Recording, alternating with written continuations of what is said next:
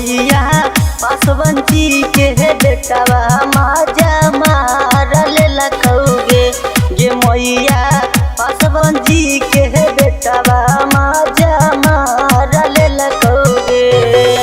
हाँ हमारल लखौगे चोलिया फारद लखौगे गे मैया पासवन जी के बेटवा माजा मारल लखौगे गे मैया पासवन जी के बेटवा माजा मारल लखौगे।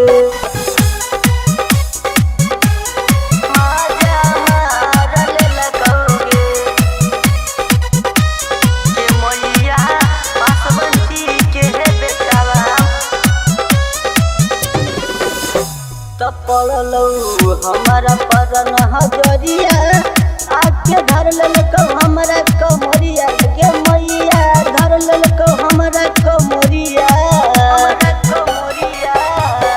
पड़लौ हमारा परन हजरिया आके धर ललकौ हमारा कमरिया गे मैया धर ललकौ हमारा कमरिया।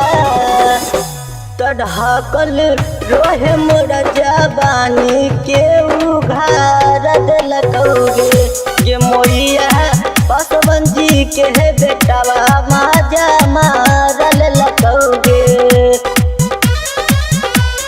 माजा मारल लखौगे गे मैया पासवन जी के बेटवा पासवन सौरभ छोटू दिनेश आयुष बिहारी भी कैल रोमांस गे मैया कुंदन मो भी कैल रोमांस कुंदन मो भी कैल रोमांस। पासवन सौरभ छोटू दिनेश आयुष बिहारी भी कैल रोमांस गे मैया कुंदन मो भी कैल रोमांस।